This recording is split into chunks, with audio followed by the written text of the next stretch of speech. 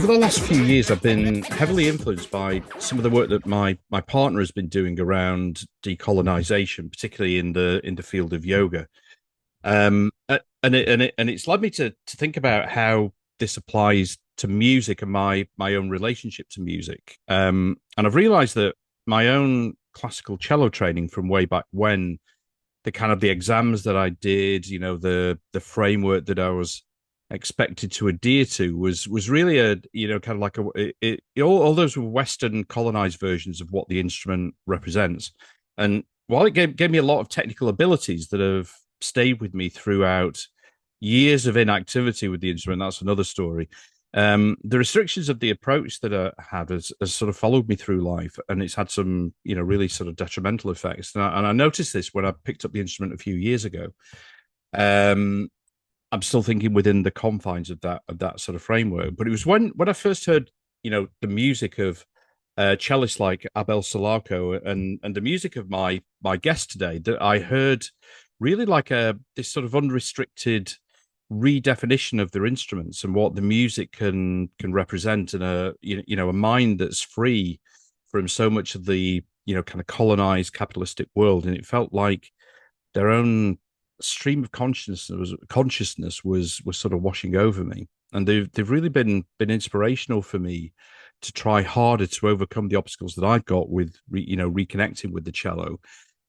And I suppose sort of turn an instrument into an instrument that works for me, and not the establishment. So with my soul totally laid bare on that, it's time to introduce my guest, who's just released his wonderfully physical and emotional LP, We Will Be Wherever the Fires Are Lit. So Tashi Dorji, welcome, and thanks so much for coming on, man. Appreciate it. Thank you. Thank you for having me. Not at all. So the can we like start talking about on the music side, the inspiration for the title of the record, which is really kind of quite striking. Where did that sort of come from? I think it's just kind of illuminating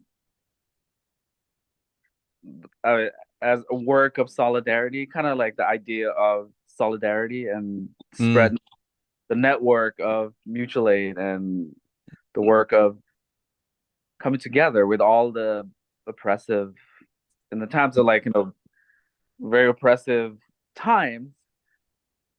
That title was fitting for me, wherever there is uprising, wherever there is revolution, wherever there is communes, wherever there is people come together to help each other and come mm, together,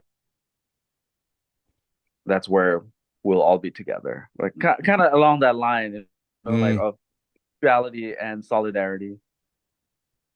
I mean, it was finding a title. I mean, I've talked to somebody else before, because it's instrumental. So mm, when after the music is made, it's the title really titles of the songs and the title of the record and the album cover. It really kind of it evolves into a whole nother thing. So it was like I had to like make this kind of do a little bit of research in some ways within mm, within myself and literatures, and try to figure out how am I gonna formulate these ideas, which is mm, based around like the music is based around this ideas of anti-capitalistic ethos mm. and iterations in many ways, but it's abstract. So the title definitely gives it kind of a molds it into like a ideas. Yeah. I guess that, yeah. I mean, with instrumental music, it's there's so much more in I think that is, I guess, sort of open to interpretation for the listener. What you can sort of emotionally take from the music itself, and also I think another, you just sort of touched on it. There's sort of the artwork and the about and what that means, what that kind of conveys as well, because you don't have the kind of the lyrics to Yeah, really sort of put a message over, if that's what happens. yeah. I think also I a lot of like intensity of how you play. Mm, it also becomes, and I do think about, I do think about it's, I mean, it's acoustic guitar, and Yeah, I don't necessarily think in terms of like, oh, okay, this song is gonna be my feeling towards like the fighting the imperial capitalist machine, yeah, but it's definitely there's like emotive kind of a building of it. And the yeah, titles are definitely gonna be it is a process. Like title, you mold it into this kind of a sculpture of your yeah. part in some ways. Yeah, it is. The writing definitely takes the music into a really different form. Mm. I'm always interested as well that um sort of what's been going on in your life that kind of inspired the the record, the themes that you're sort of Yeah, thinking about, from I guess your last sort of full release, which was what, 2020, yeah. I guess. Yeah.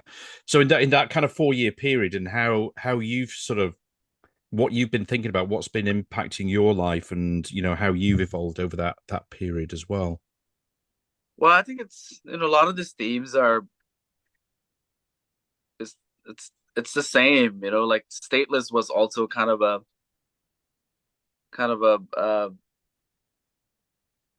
my own navigation of, in some ways, like the premises of existing of outside of state, basically Yeah. nation or border. Mm. Those kind of like those are the ideas that I was like navigating more, like navigating like a radical freedom, like Yeah. basically. And and this new record is basically kind of like it's the same. It's passing through the same river of Mm. um ideas of freedom and hope and Yeah. comrades. I mean, it's and it's always I came to US and I went to a fairly liberal arts school, and it was a Mm. school I think I became radicalized in some ways through reading and taking classes Yeah. and introduced to like punk rock, Yeah. like anarchist punk music, and really kind of changed everything for me. And discovering free jazz and free improvise and experimental music was extension of that kind of a freedom. But that can be apolitical. I mean, but Yeah. to me, music has to be political. I mean, otherwise, to me at least, it's like I don't see the reason why I should be making any art Mm. form that in these times of severity and despair. I think it has to have it is political. Yeah. I mean, it's like I sort of mentioned in the intro. My partner is I mean, she has a photography business, Oh, okay. um, her own photography business, but she's I mean, she's mixed race. Her dad's Oh, okay. Jamaican, mother's white English, Oh, wow. Okay. and it was really 2020 when she started. I mean, she'd been doing some kind of work with a therapist before that, Yeah. in terms of the what she'd been sort of facing in the UK. But you mentioned radicalism, and that's what she's been saying, with the studies that she's been doing a lot around decolonisation. Yeah. And obviously I've been I guess sort of feeding off that. That's been a kind of constant between us over the last sort of 4 years. Yeah. And when you start to do for me, like, sort of starting to do that work, and sort of kind of like understand, it's really yeah, that kind of radicalization is, it's quite powerful. And you start to see the with it, I think, for me, with a different lens, or a deeper lens, what is going on, Right. and and I think using your art for that, your in your case, your music is really kind of powerful. Yeah. Your music is always your friend, isn't it? It's always there Yeah. for you. I mean, like as a practice, as an improviser, the practice that I dove into, Mm. it's not like an intentional or non intentional. It's I started playing improvised music because that's what felt most comfortable for me. Yeah. And improvisational as an improviser, for me at least, it's very much part of like an essence of being myself, and it really lives with me every day. Mm, And I feel like whatever, as a person who really cares about freedom and have hope for a better world, I think everything that I try to play or do has to have that iteration and has to have that, at least a gesture towards hope of yeah. better community and belonging. It And really sort of. No, sorry, carry on. yeah, and it's like, and I, to be honest, like, I'm not really intentionally trying to deconstruct Western playing guitar, Mm, or mm, like that whole idea. I can see why people think that about, but it's also, I'm basically my as far as my playing goes, I think it's just like I'm just exploring new ideas of playing. yeah. That I've timbres and textures and harmonics, things that Mm, I find really interesting. I yeah. mean, but that, I mean, unintentionally, maybe it is a deconstruction of Western Yeah. hegemonic, right? Like, I mean, it is it, but that reckoning, I feel like, is always happening, Yeah. and if that's what my sound becomes, or alerts people to that, I'm really happy. But yeah, Mm, definitely, I think more than my technical style, I think is more of like the the idea of what I do and what I play. I think it's more of what yeah. gestures, you know, anti-imperialistic or anti-colonial, or Mm. you know, more radical philosophy or ideas or action. It's I more think. like it comes from more like a punk ethos. That's Yeah. that's really what drove drove me into playing music in the first place in the US. And you came to the US around about what was about 19 end of the 90s I came to US in 2000. in 2000. Okay, yeah. And how did you sort of get into that crowd? You know, how did you kind of gravitate towards those, those people that you're hanging out with? Yeah, I mean, I was going to a small school here in Asheville, actually, and they always had like a robust punk scene here, Mm, and I became friends with a bunch of college friends who were who already knew the punk community here, yeah, and there was a couple of us international students who were like into heavier music or whatever, and he was like, "Hey, one of this kid that I Nicaraguan like metalhead kid who was the same class as me came, and he was way more exposed to metal, than I was. yeah, He was listening to some real stuff that I was like, wow, I didn't. Anyways, he became friends with another punk dude in the college, and they started going to shows, and they started inviting me to go to the shows, yeah. and it was just like explosion of like what. And I was, Incredible. all I know is like Smashing Pumpkins and Nirvana, and like it's more product of like commercial Yeah. music, glimpses of maybe underground, but to be actually going to these shows and just like yeah, it blew me away, and that Mm, was my first introduction to like live music, and eventually, gradually, I got introduced to more abstract kind of improvised music, it just led one thing to another. I mean, it's interesting. go on. I was going to say, I think this is really interesting how you kind of then, because I sort of got into, I was similar. I got into punk, Yeah. with, I'm 56 now, right? So probably early 80s, Okay. yeah, 1980, 81, when I started kind of getting into music more seriously. And it was my first love was the Ramones. And that was the, like probably like a lot of people at my age, but that really kind of changed my life. And then, going to your first concert, which was the Clash, and Oh you my God. it's like transformational, and it's like you kind of never look back after How was that those. concert? Oh, it was incredible. Yeah. I mean, it was, Wow. yeah, I think it was like in the Combat Rock tour. So Wow. I missed. I was too young for the early. the Yeah, early yeah. stuff of the class, but so I got the kind of the back end, but yeah, really really incredible. And as an aside, I was very lucky. I got to interview Paul Simonon a couple of years or a year or so ago, which is really really amazing to Incredible. to do that. But yeah, those kind of things are just really really sort of transformational. You never look Yeah. back, and it's like it's weird when you think that you got into that, and if you hadn't done, how would your life have been? Yeah. Uh, but I guess I was maybe I then spent a few years a bit of fairly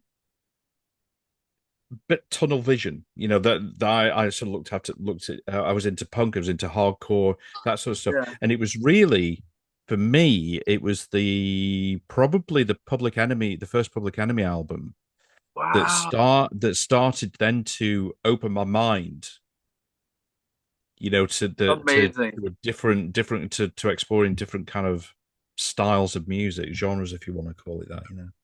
Absolutely. Oh, wow, that's amazing. Public Enemy. I mean, that's It was good stuff. amazing.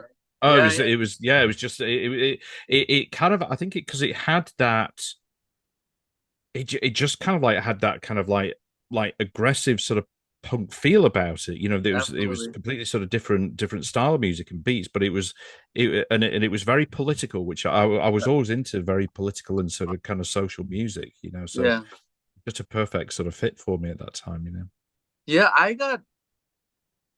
I was, you know, I overwhelmingly got introduced to the anarchist punk scene, Mm, and which was just like mind blowing, just like yeah, not just music, but like all the stuff that was happening with like info shops and community of like people working on bikes and there's like yeah, mutual aid work and self defense. All this stuff was like it made me realize how music was just one part of this larger assemblages of incredible work that's a really that good point. Yeah, yeah, yeah. And obviously for me like music is just kind of it embodies what I do.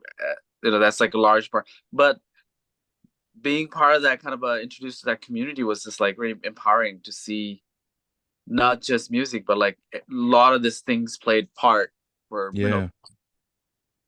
and yeah, I mean my Did, first show I think was actually going back was Fugazi. oh wow, One of my early first show was like oh my Fugazi god, on their last tour or something. I mean, you can oh my imagine god, that that's just like insane. blew my mind. I was like, I ah. bet. And all these Oh, people were singing the songs. I was like, what is this?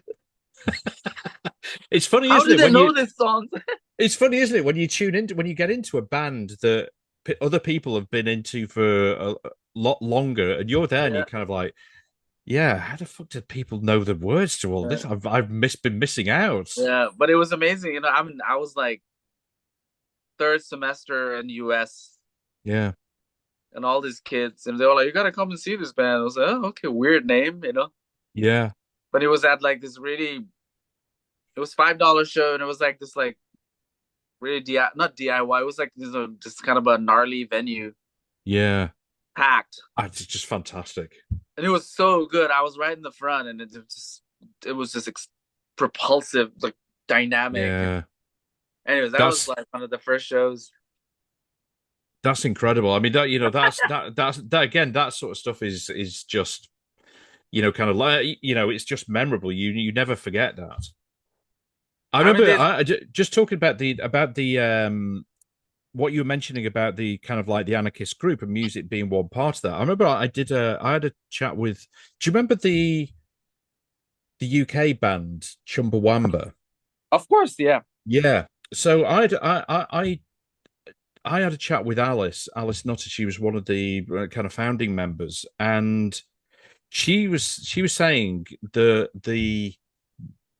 it that they basically lived in a squat or lived in a kind of commune. It was very sort of similar to what you was kind of describing. Okay. So it was probably about 13 of them, and they any money that they earned sort of went into into one pot. They kind of shared the cooking. They all ate together, Okay.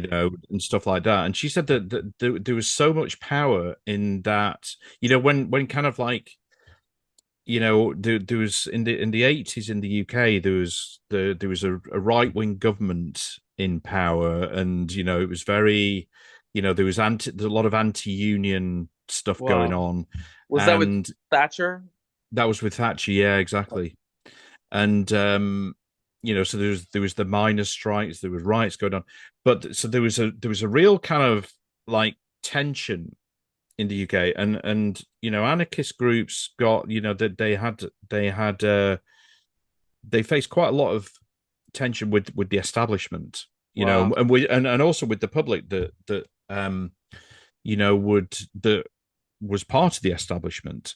So they would get kind of like abused. They get verbally abused, blah blah, and sometimes physically abused as well. And she said that the whole kind of thing, that being in this gang was just really powerful. That there Wow. was this kind of like looking after each other, Yep. this kind of solidarity. Yep. It was just kind of so powerful. It sounds very similar to what you're kind of Yeah. describing with the people that you got to know. Yeah, I mean that was I'm still, my partner does work with mutual aid with some of the punks who are much older now, do Mm, work, live in the rural, and my partner does a lot of work with that, like mutual aid work with the hurricane that happened. Like they were, it's constant. mm, You know, I mean, it's to see that, but that's like part of the larger, like kind of like ethos of punk rock that's so yeah, inspiring, and adds yeah, to me. And improvising and improvisational music was after hearing punk, but like the radical improvising music was like one of the most important iteration of that kind of a anarchistic yeah. voice to me. Although, a lot of the improvisers I met were throughout the years are not anarchists or Mm, even radical by the matter. But the music to me, the way it's done and how it's brought together people collectively, and with the playing without any sense of hierarchy or standards yeah, confinement, to me feels like one of the most anarchistic thing. And yeah, it's also why it draws me towards playing improvised guitar music, whether it's solo or with my band or other groups. yeah. Just It's like this interesting. moment, it's like a moment of just complete freedom and horizontalism, Yeah. It's interesting, isn't it? That I completely agree with you, and that's why I love what you do, and because it has this kind of freedom, freedom of thought, which is absolutely what punk was about. Yeah. And for me, like one of the interesting things is how punk as in that kind of movement, and the music in a way became kind of institutionalized, that Absolutely. in terms of how you dress, Yeah. the sort of music, there was that kind of thinking. And it makes me think how when a movement gets to a sort of certain size, how that happens, Yeah.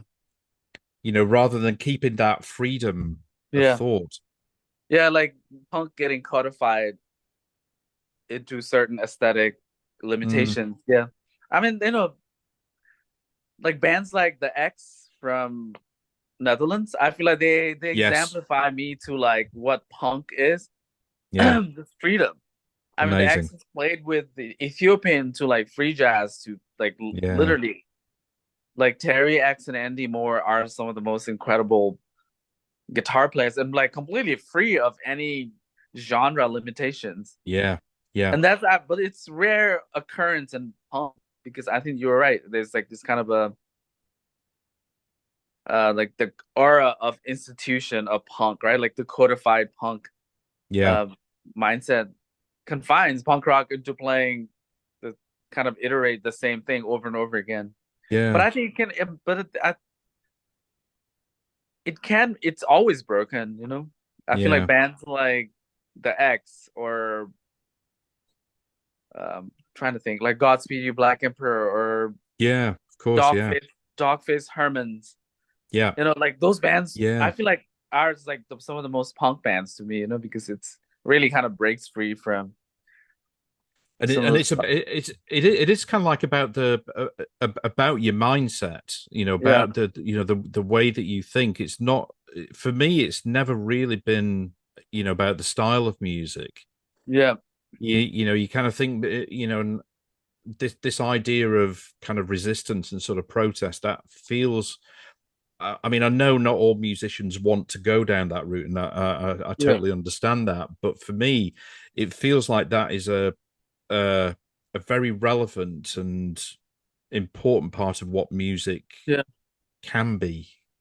yes, That, and that goes back, you know, years, decades, centuries, maybe. yeah. I mean, like I said, I think music is political and has to be because Mm, otherwise, what are we doing? To me yeah, at least, it's like everything we are around and everything we do affects everything else. yeah, You cannot be apolitical and think you can exist in this world. It's just like yeah. your actions and what you say or what you do and what you drive, what you drink, eat, everything Mm, has consequences and has cause and effects. And mm. When you were kind of getting into, you were sort of finding yourself making or creating more sort of improvised Mhm. music. Did you um how did you handle your own sort of self belief in what you were doing? um, I don't know. I think it just happened. Like Just I said, happened. I think I have to say, like when I first discovered Derek Bailey, I think that was like it was so it just like blew me. Mind blowing. Yeah, yeah, I was just like, oh my God, like what is this? This singular one guitar and this clarity and this yeah. poignant drive, but also emotive, says a Yeah, lot of things, but also says nothing.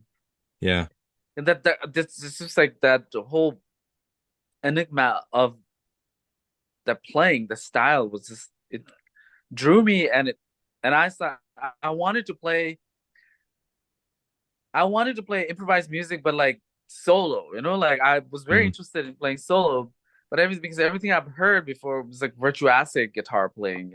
yeah, Solo yeah, virtuosic guitar playing, and I'm not a virtuosic guitar player. So I was interested in what was happening in that like free improvised or free jazz where solo guitar. And that's when yeah, it like popped into my life was Derek Bailey's, I think it was Standards or something. yeah. Yes, standards. It Yeah, yeah. literally, it really, literally just, it literally showed me some path of like, it was like encouraged me. I was, oh, I want to start playing It's amazing, isn't it? Yeah, this like music that's just uncompromising. Because I yeah. started reading about Derek Bailey. It's like, wow, this man was uncompromising and was radical and had Mm. just did what he did for whatever 50 years or 60 years. Was it was the environment? I'm guessing that the environment and the people that you were kind of surrounding yourself with was kind of encouraging for that kind of that was a I think so. yeah. I think when I really started getting into it, it was like 2006, 7 or 6 or 7. Mm, mm, I mean, I was like playing in like kind of a weird bands, but yeah, I think hearing that record really opened me up to this. We were up in Maine. I think my partner was going through a midwifery school, mm, and there was a small venue in Maine, like a yeah, venue record store called Strange Maine. And it's like they had so many crazy shows that I've never seen free jazz music before that. yeah, And it was just like a mini, mini, tiny, small venue, and I saw solo acts and. Anyways, I remember hearing Derek Bailey and going in there and talking to the dudes who were working there, and they were like, "Oh yeah, that's." yeah. I was like, "Oh yeah, this stuff." Then I started playing, I was like exploring myself and just like feeling really encouraged. And I remember asking the person who owns the venue or the bookstore, record bookstore venue, like, can I play sometime? It was like, oh yeah, when do you want to play? And just like jot Yeah, down it's my name. incredible. Yeah, and I just started playing, and I was like, oh, okay. And it just kind of was like, but you're definitely right. There was like an environment of, you know, Yeah. place to do it. I remember. Sorry, again, another podcast I did with Donald Johnson, who's the drummer with A Certain Ratio. Oh yeah, yeah. Who he's an incredible drummer. You know, real kind of load of different sort of influences that he kind of brings in. And he said that he grew up in Manchester and said, you know, if I'd have listened to my friends when I was before I started playing, I would not be here now. So it's kind of like, you know, his friends were just saying basically, you're not good enough. You're never going to make it. Why are you even bothering? You know, and it's like, yeah, there He's you like, hey, go. I'm not listening to you.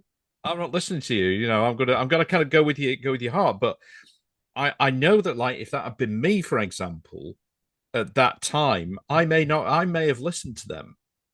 I may Yeah, have thought, you know, kind of this is where I think, you know, kind of this self belief is kind of important. I may have thought, do you know what? They're probably right. I can't see myself. Do you know? It's yeah. so you know. I think you know you're the you know the people the are just kind of so important that are around you and give you Yeah, I that think encouragement. there was a context, but it was never really like, I was never really interested in releasing music or Yeah, putting it's a record or building something. I yeah, was so I was very interested in this idea of improvising and experimental music and yeah, very motivated by seeing all these people who were making those music yeah, and really wanted to practice. Like I wanted yeah, to be playing. yeah, And purely I think it was like a purely like a aesthetic. Like yeah.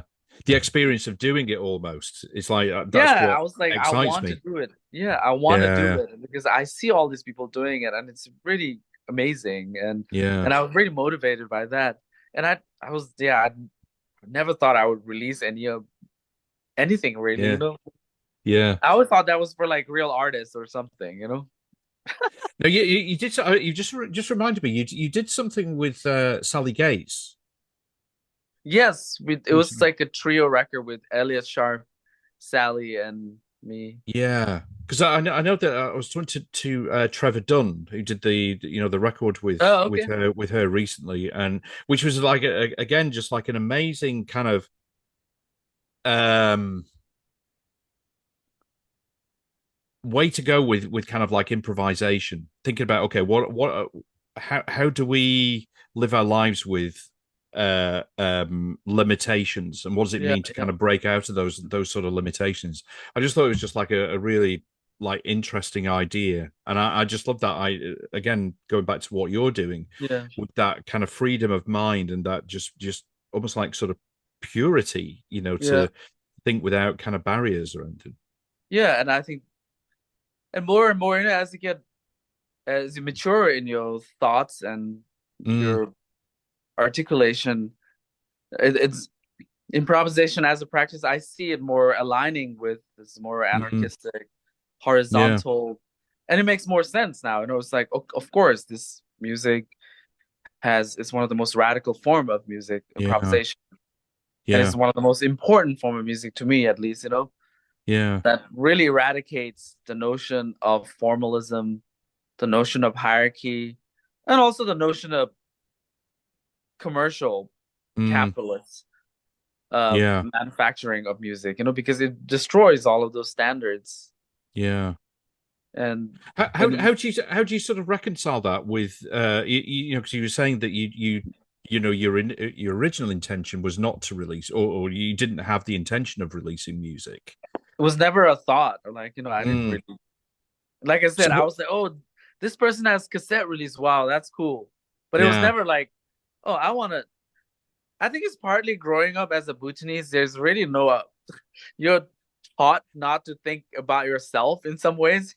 yeah, okay, yeah, yeah, Maybe it's like, I was never really deeply Buddhist practitioner. My family are, but mm, there's always this deep thing about like no self. Like, you don't think about yourself. yeah, And I yeah, think I always thought like, oh, music releasing like cassettes, CDs, records. Wow, that's like I never thought myself as like a person who would not. I'm not trying to sound like I was like purely this no, I get you. like a sage of humility or whatever. Yeah. What was I it? mean, What was it? What would releasing product, would that be, kind of seen as um what's the word? Kind of like Going against like traditional going value. against the grain. Would it be seen as sort of egotistical in any kind of way? It's like, oh, here's me, here's what I do. I mean, like what I was trying to say is like I think I grew up with kind of a the culture where I grew up. The individualism is not as much stress. So I think Mm, from now when I look at it, when I was thinking about like records and putting out music, and also even thinking about like playing improvised music, mm, not thinking it in terms of like, oh, I want to do this so I can release music. But I yeah, think I was doing purely in this sense of like curiosity and yeah, motivational. And and releasing was not something that I thought that I would be able to do it because I was learning basically like learning the yeah. art form and practice. And I mean like again going back to community, it was more when I came after our stint after we lived in Maine, we came back to Asheville. Mm, And that's when actually some of the friends, I recorded some stuff and put it out on SoundCloud or something. That's when some friends were like, "Oh, you should play this stuff out like live." And mm, that's when I was like, "Oh, okay, I guess people like this." And there was a small label here wanted to release some cassette, yeah, and I was like, "Oh my God, that's so crazy!" And yeah, it's like really big deal for me. yeah. I That's bet. when, sadly, that's when I was like, "Oh yeah, I should release." I should start playing so I can record some stuff so I can release for future or whatever. No, but it led to it was like Yeah, building blocks leading to releasing music, which was good for me because it showed me like kind of practice of how you go about doing that. yeah. Like You mentioned curiosity a minute yeah, ago, and I think curiosity is just like one of the most important things, or yeah, kind of like attributes, that we can have as human beings, having that yeah, kind of curiosity. And I think in the Western world, certainly, like, curiosity seems to be one of those kind of things that gets almost kicked out of you yeah, when you go to school, when you get into the system. It's like, okay, well, it's okay, it's about complying to this and this, and there's not space for curiosity, for asking questions, for saying, well, why is it kind of be done this way? And I feel sorry for people that, for the yeah. way that that's been become. And I think that's really like one of the few motive like gateway towards this practice of improvising and playing music in general was just Yeah. growing up in a country where we had very little access to media like television, Mm, shortwave radio was my access to world when I was growing up. yeah. And finding even finding some records, cassettes, mixed cassettes, and hearing Yeah. some songs on the radio because some of the new DJs on the radio in Bhutan lived in the US, went to college, then came back, and they had some new music. Yeah. Yeah. But it was like all I was so curious about this. Like, I think one of the earliest improvised music I heard was like Vishwa Mohan Bhatt and Rai Cooder. It was Mm, like Indian modified guitar and Rai Cooder playing guitar, slide guitar, and they yeah. did this like improvised record called "A Meeting by the River." Wow. And it was absolutely fantastic. I remember asking the DJ guy, "What is this?" He was like, "Oh, this is all like they make it up as they go." And the guy's playing open tuning, and it was just like early glimpses of what really made me Yeah. curious. And That's it was that's just like just a world that I didn't know. Yeah. I mean, that's kind of like, again, go back to what I was saying in the intro about my sort of cello playing. That's the sort of stuff that I want to almost like train my mind to think like that. Yeah. It feels to me right now, like I need a whole bunch of confidence to, kind of do that, to, to mess it up, if there is a messing up, but just to kind of like, it feels like I did a few years ago. It was actually when all the COVID stuff was going on, and I did this like writing set, stream of consciousness writing session, which Okay. is just basically kind of like um, you know, given a few sort of words, few 2 or 3 words, and it's like, okay, well, just go into your thoughts and write whatever comes into your mind about these. Use these 3 words as your kind of prompts or kind of starting points, and just go. That's amazing. And it was really incredible, like what sort of came out, and it feels like, and so it goes deep into your like kind of into your psyche, about Wow. stuff starts coming out, and it kind of feels to me like that's what I'd need to do, Absolutely. to break out of this kind of mindset that I've got from kind of 30 years ago of when I was doing all my, kind of Yeah. exams and stuff like that, to kind of break out and then do something that feels that's more natural. Yeah, I think so. I mean, improvisation, I mean, it's such an interesting so-called improvisation, right? Whatever this Yeah, thing is. yeah, It's music making in the now, in the moment, yeah. in the complete moment of non-self. This making music in a completely, yeah, that defies the notion of music making itself in the Western or Mm, even any tradition. You make it, you make the sound, you let it disappear, and you come back again, it disappears again. yeah, It's illuminates and it doesn't, and you hang yeah, on to some things.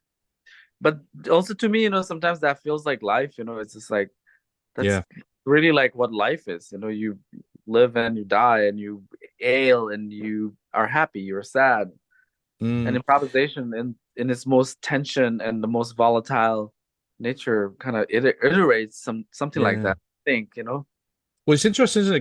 Because it feels now that the world has become that, as you said, very volatile, Yeah. and it's kind of like it's really uncertain what's sort of going on. It's almost like feels like if I think back to my parents, they I mean, they kind of lived through the sort of Second World War, so very kind of like traumatic and sort of uncertain Yeah. time. But then coming out of that, it was almost like the life that they were leading was quite structured, and there was more certainty, and kind of rules were applied. But now it feels like a lot of bets are off, and it is just much more uncertain. And we Very need much. we need. I mean, this is kind of like part of the reason for doing this podcast series is that we need a kind of new sort of mindset Right. to be able to kind of get through the world, and to work out what it's all about. Yeah. And I think that's what I see in music making and improvising is creating communities, right? Creating Yeah, solidarity, creating real commons of friends and yeah, comrades everywhere. And also yeah, people who are listening. yeah, And I don't see any, I mean, in this time and period and this so grim, the that's the hope I see is like creating this communities of comrades and friends and yeah, mutuality. Otherwise, it's pointless to do this thing in this late capitalist, yeah, you know, just commercialization of life, yeah. Of life, yeah. spectacle of life. It's just yeah, and I What think what that's what why I do what I do. It's just, what I mean, about I mean talking about kind of comrades and and community. What about collaborations, with other musicians, and what do they what do those collaborations mean to you? What do you get from them? again, I think it's more so some of the collaborators are not like it's like you not necessarily political like you are Yeah. or or stand and together in some issues or whatever. Mm, I mean, a lot of times, I mean, you pick through who you collaborate with people you feel closer and you yeah. share a language of this camaraderie, right? Yeah. and you have to play a few times before you can collaborate. And people that I've collaborated are like friends, basically, at this point. Yeah. And yeah, and I think a lot of the people that I play with share this mutual knowing of what's happening in the world. But I mean, I'm just in general with the state of the world, but also state of needing communities and friends and Yeah. making this, creating something that can be relevant to bringing people together in some ways. Mm. And, you know, I think there's an importance, isn't there, on kind of working with people that you feel were those people that you got an affinity with, yeah, absolutely. in whatever, whether it's the sort of the politics that you share or it's Yeah, it's a kind of outlook and things like that. I think it feels that's more important to yeah, create that safety almost. yeah. And just bringing together, creating commons of friends and family and comrades and you create this assemblages of friends and community and that's the way to survive, right? Like that's the way Yeah. you can help each other and be there for each other. I mean, there's a larger echelon of music making which is more commercial in the Mm, mainstream. It's like I don't get that. yeah. It's just cancerous, it's Yeah. vulture, it's it's just unreal. It's not human. Yeah, and it feels like again that is being. I don't know. I sometimes wonder if I don't know if I sort of live in my own bubble, Yeah, because you're always your tendency is that you see stuff that you want to see and blah blah blah. But I don't know. It sort of feels. I mean, there's so much good music out there, and um, you know, kind of good people that are doing yeah, this sort of stuff and talking. They may not be musically, improvising like you are, but yeah, they are still creating, and they're still making a difference. That I don't know. I mean, I guess those upper echelons that you're talking about are so powerful yeah, that it's hard to sort of dismantle those. But then you have we also live in this sort of world where kind of like so many artists are focused on releasing singles to get on yeah. playlists and all that sort of shit. Well, I think it's just like everybody's struggling. I understand. It's the idea of like climbing certain ladder of notoriety. Just you know, I mean, I understand people need notoriety in order to get more shows, Yeah, to tour more, but also at the same time, that just feels. This is generalizing, but that just feels not healthy. In some ways, yeah, to me, feel that that's why I feel like improvisers and improvising relies on community of people that you improvise yeah, with and network of friends and improvisers and promoters you can mm, align with.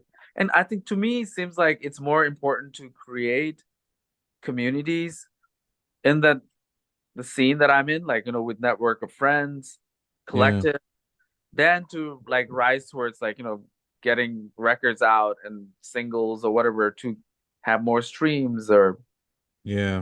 you survive through the fabrics of community. Anyway, Mm. Have you felt yourself as you've got older in any way, sort of playing it safer?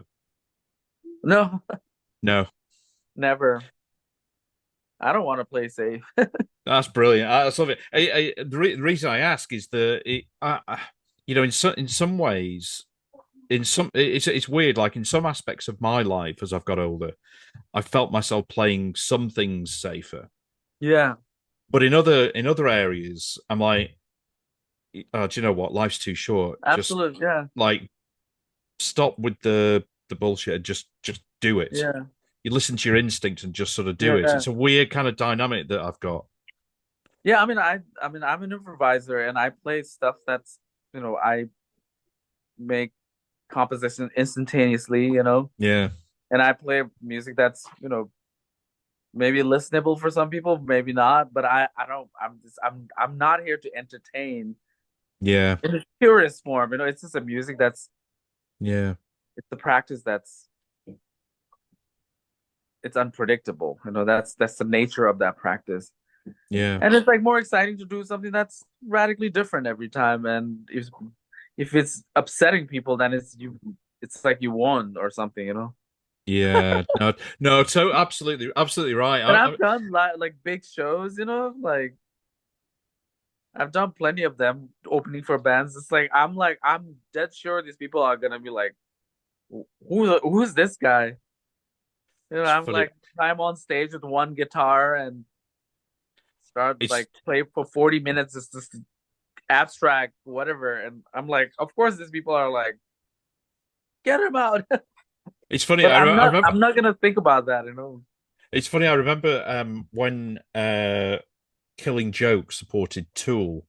It was maybe about 3 years ago, and they played these sort of big arenas in the States. That's crazy. And Killing Joke is, I mean, one of my favorite bands. So good, and a big band, and they were getting just a handful of people coming to watch them supporting, Seriously? because yeah, yeah. In some venues they were playing, almost like, I don't know. I mean, less than half full, Yeah. way less than half full, and it's interesting, like, yeah, that kind of, I guess you'd call it, I don't know what you call it, sort of tribalism in fans almost. It's like, Yeah. I'm here to see this band and I'm not interested in the Yeah. Yeah. support, and it's like, well, you got to go and do your stuff, and if people don't like it, Yeah. then fine. You're not going to please everybody all the time. You just got to do Yeah. it. And I don't think, that's what is it called? Somebody said like, when you start entertaining the audience or something, that's when you start losing your Yeah, art in some ways, because then yeah, you completely yeah, compromise. yeah, But it's the nature of improvising. You obviously play, so you obviously play with the conscience of like, okay, you're gonna try hard to play good, when you're yeah, improvising, because you don't yeah, want to just be ridiculous. yeah, You yeah, play with intentionality, you play with your heart, you know. But it's the nature of that music. It's just, you play with your heart, you do what you do, and you don't expect, you don't expect more than what it's the nature. It's pretty simple. I don't know, I always think it's like one of the most Buddhistic practice, yeah, improvising. It's one of the yeah. most like non-self, I like, it's like the most humility. Like there's really no expectations. Yeah, I'd But completely that's agree just with like, that. like that's just my point of view. Yeah. So what's next for you then? Quitting the music. Getting down the uh system, quitting it all. yeah. Working on records. I have a bunch of tours coming up. I'm going to Berlin and I'll be in London next week, I think. Oh, really? Yeah, but doing like improvising this two festival. Mm, My friend Audrey Chen and Hendrik, her partner Hendrik, and this band Juju, mm. they're collaborating to do this two festival, one in Berlin and one in London. So that's Okay. what I'm gonna do next week. And after that, I don't know. It's just I'm working on records, um, new records, and tours coming up maybe sometime next year in spring and fall. Amazing. And just living life, Just living life. taking care of little bodies, waking up in the morning, trying to be good partners for my partner. Oh, amazing. I don't know, trying to. This is kind We of what live in the life's about, country, though. so there's a lot of work outside. Yeah, yeah, yeah.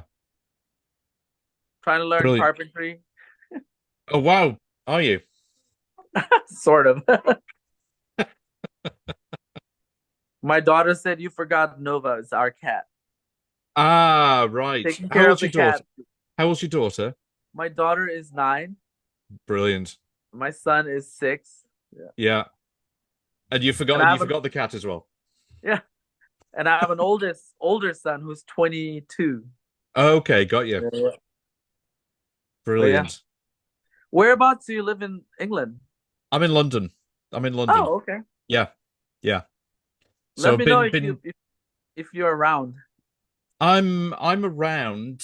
I'm actually. I was going to ask you because I'm around until I'm actually going to be in Berlin between the 11th and the 13th. Perfect. But otherwise, I'm in London.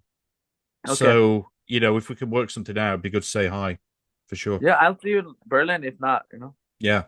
We're Are you good? playing. Is that when you're there? Yep.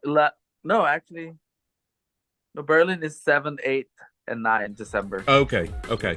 So we'll miss each other there, but But there's yeah, always future. We cross paths. always future, definitely.